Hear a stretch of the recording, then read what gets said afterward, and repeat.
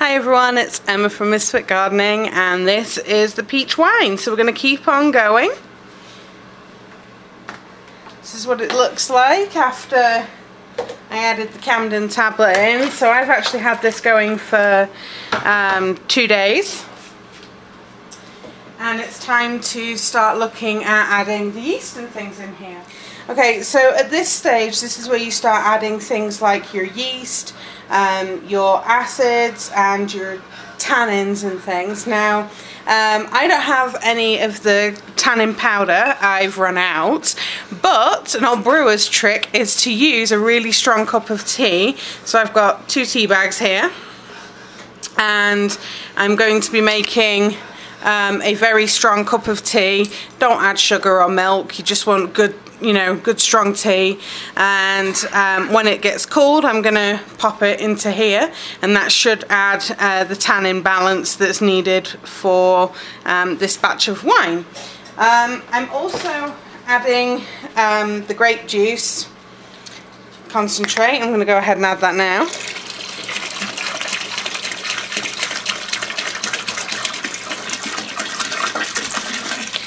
Normally when you're making wine you can get canned grape juice extract from Brewing supplies, and that's typically what I use, but I've not been able to get hold of any in time for this peach harvest, and we're gonna go with what we've got. I'm also going to be adding in some yeast nutrient. It smells just like B vitamins actually. And I've got 2 different yeast nutrients that I like to use. Thank you. Here's the other one. So I'm using half a teaspoon of each. So that's a teaspoon of yeast nutrient. I think I might have accidentally got the and I'm using half a teaspoon of pectin enzyme. It will also be labelled as pectinase. If it's got an A's in it, it usually means it's an enzyme. And what this does is it helps to break down the cell walls and reduce pectin in your wine, which can lead to kind of weird stringy formations happening. Okay, the tea's cold now, so I'm going to go ahead and squeeze out tea bags into here, put those in the compost bin.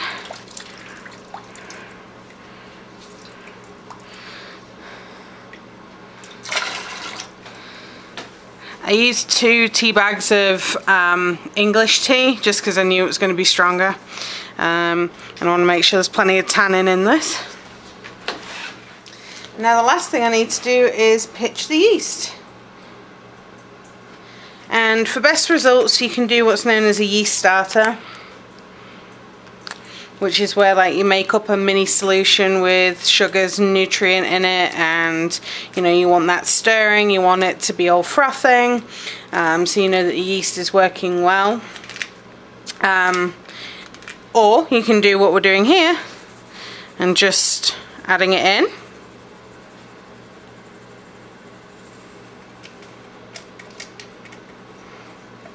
I'm using just a plain dry white wine yeast.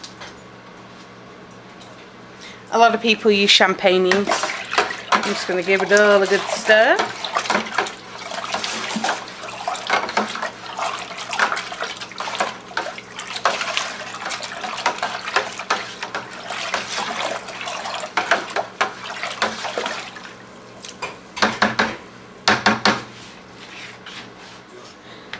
Alright, and now you just need to cover it.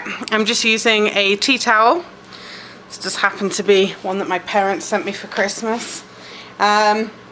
And that's it now. We're just going to leave this for 3 days, and every day we're going to go and stir everything up and make sure that the yeast is working, and then after 3 days we're going to be putting this bad boy into a carboy, and then we're going to block off the oxygen and let it make that sweet, sweet, tasty alcohol. So join me back then. Bye!